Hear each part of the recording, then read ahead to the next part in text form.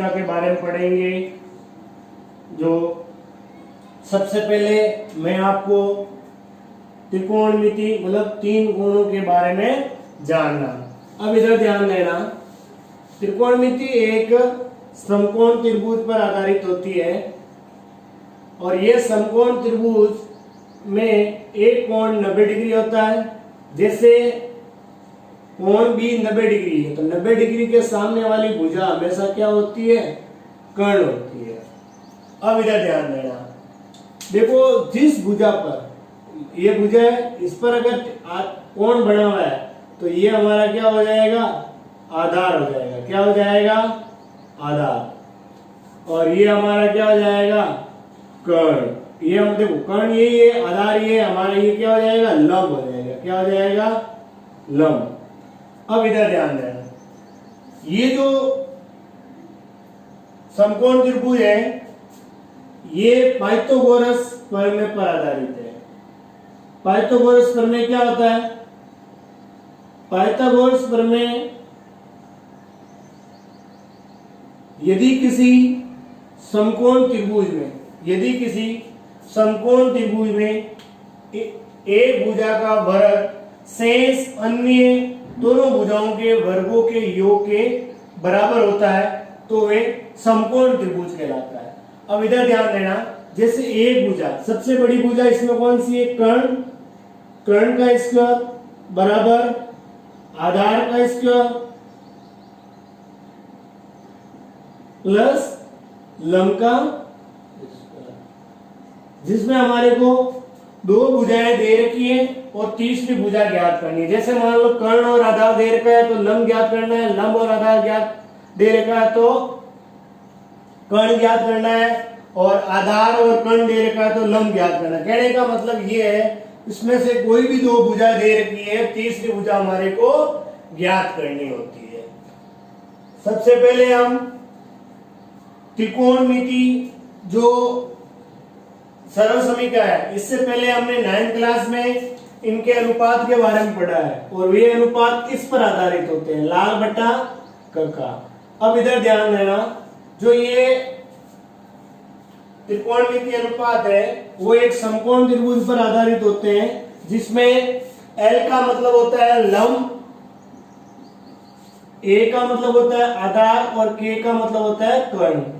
तो सबसे पहले जैसे आपको ये 6 साइन जो मैंने अभी बताए थे छठी प्रश्नावली में, sine theta, cos theta, tan theta, cot theta, sec theta और कोसेक थीटा। सबसे पहले देखो इधर ध्यान देना, सबसे पहले ये है तो इसका मतलब साइन थीटा, साइन थीटा। दूसरा नंबर कोस थीटा, तीसरे नंबर टेन थीटा, ये हो जाएगा कोट, ये हो जाएगा सेक और ये हो जाएगा कोसेक थीटा। अब इधर ध्यान देना, साइन थीटा क्या होता है? हमारा लंब बटा कर्ण। तो सबसे पहले हम क्या लिखेंगे? लंब बटा कर्ण। कोस थीटा होता है आधार बटा कर्ण, फिर होता है लंब बटा आधार, फिर हो जाएगा कोट, क्या हो जाएगा? आधार बटा लंब, फिर हो जाएगा हमारा आधार बटा कर्ण, और फिर हो जाएगा कर्ण बटा लंब बटा कर्ण। इनका क्रम यही रखना पड़ेगा। अब इधर ध्यान देना, ये हम साइन थीटा इक्वल टू लंब बटा कर्ण, कोस बराबर आधार बटा कर्ण, टेन बराबर लंब बटा आधार, कोट बराबर आधार बटा लंब और सेक थीटा बराबर आधार बटा कर्ण और कोसेक थीटा बराबर लंब बटा कर्ण।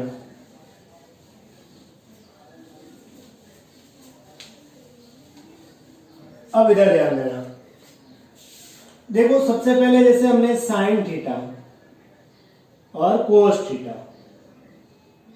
Ten theta, cot theta,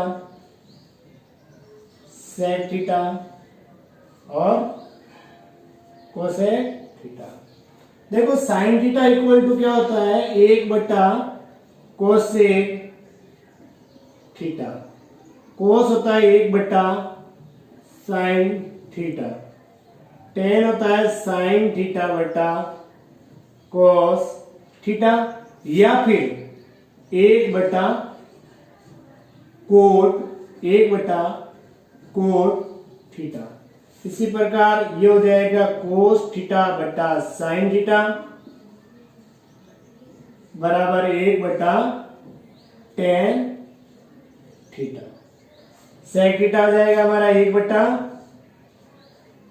cos theta, और ये हो जाएगा 1 बटा साइन थीटा। अब इधर ध्यान देना, ये हमारी 6 सरल समीकरण है, इनको हमारे को याद करना पड़ेगा। अब देखो 3 अन्य सरल समीकरण।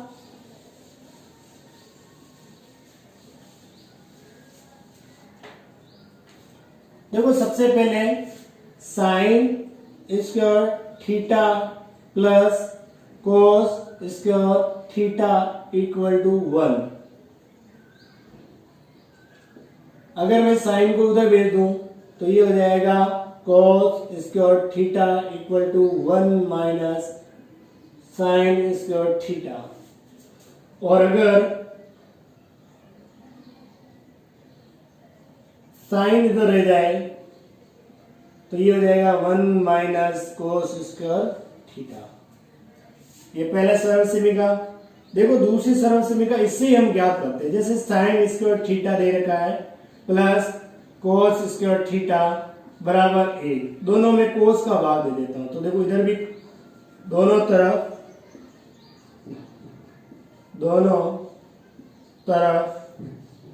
कोस स्क्वायर थीटा का भाग